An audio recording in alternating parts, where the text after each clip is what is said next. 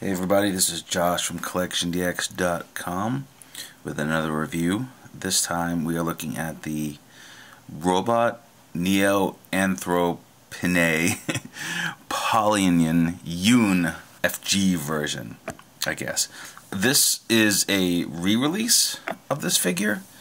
There was a previous release and demand warranted more, but they changed a few things on this re-release. One is there are no panel lines. Two is there's a slightly different finish to the figure than the original version.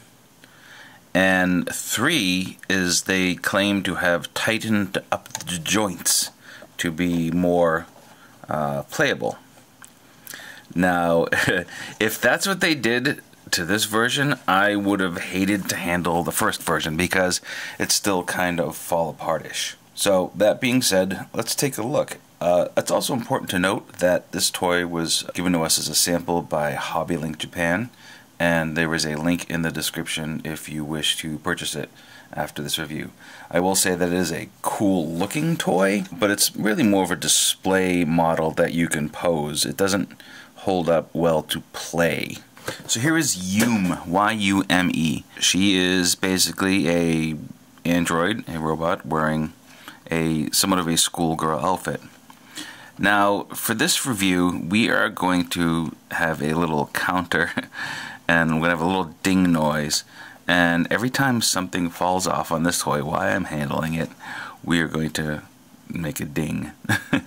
So let's see how this goes. Alright, figure's about 6 inches tall, roughly.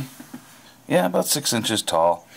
Made out of PVC, mostly various kinds of PVC. Some parts almost feel a little bit like resin. She has, all the ports on her are 3mm, not your standard Transformers 5mm. So 3mm things will go in. And you can see it has some additional skirt pieces that you got to put on. There you go. Oh. Yeah, so as you can see, they basically use like pseudo Revoltech joints, and the pieces aren't, the joints are tight. Like this part is tight and that part is pretty good, but in certain places, especially the hips there, they don't like to stay in. Oh, there's another piece. The skirt ends up being a little loose. So the skirt just sort of rests on her, and there's a little hole in her back here that this peg is supposed to kind of keep it in place. But you can see that it's a bit of a challenge to keep it in. And that just makes the skirt loose, which isn't terrible. Articulation's very good. You have, you know, kind of a joint there, joint here, so you can do that. Joints in the wrist, in the neck, in the torso, and then you have, like we said, these larger joints there, here, and here. Remember, folks, this is the improved version. And now, it's common knowledge that you can fix pegs like that with a little bit of furniture polish or a little piece of tape around it, and you can tighten it right up. It's not the worst thing that ever happened. It's just frustrating when you're trying to, you know, pose a figure and things keep popping off. Yeah, alright. Well, this gives us a good opportunity to look at the inner workings here of the figure. You can see here, there's a couple of holes that are keyed into the holes here. So in theory, they're supposed to line up. And nope. And then this piece goes like that and fits together. So it has a nice joint there. But you can also see the finely sculpted robotic underwear, which is a must-have for every fan. And you know, I mean, and let's be honest here, this is kind of, it's a cute girl robot. There's nothing wrong with moe robots. It's intrinsically part of Japanese robot culture. If you don't like it, stay away from it.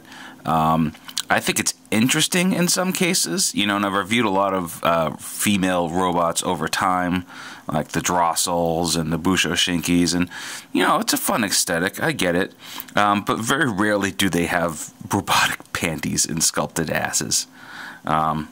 So there's that.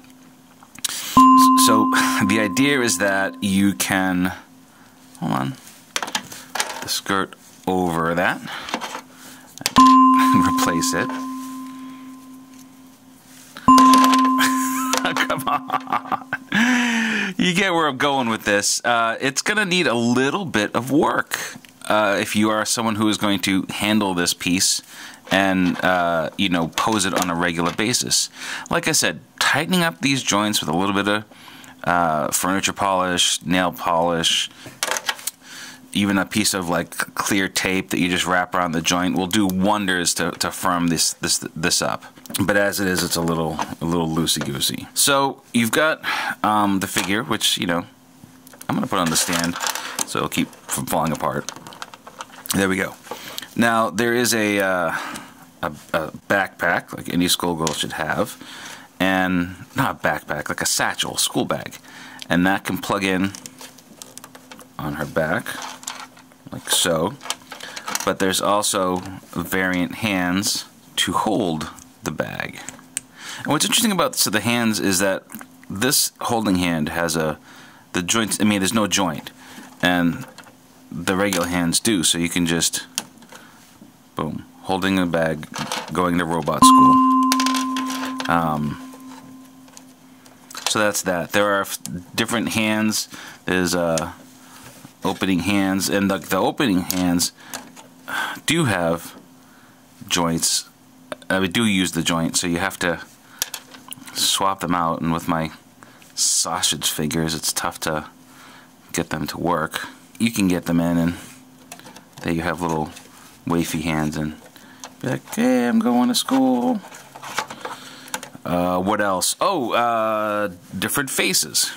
So you do have various faces, and to change the faces you take off the ear things, you take off the front of the hair, and then replace it with a kind of an angry face or kind of a happy face. I like the happy face. Let's go happy. And then you assemble, put that on there. There's actually not a lot of room on this peg for it to go in the back, and you gotta learn which way is up with these things.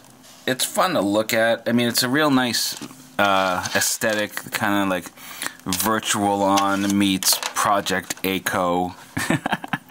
And if you can get it, I mean, once you get it in a pose, it'll hold the pose just fine. But it's just getting the pieces to stay there when you're posing it is a bit of a challenge. Yeah, and so I don't, you might think by the amount of times that I've made a joke about the pieces falling off that I don't like this piece, but I actually do. I do like the way it looks, but you just have to know what you're getting into and know that there may be a little bit of work out there. Once again, thanks to Hobby Link Japan. Check out the link in the description below for where to get yours. This is Josh from CollectionDX.com. We'll see you next time. Bye.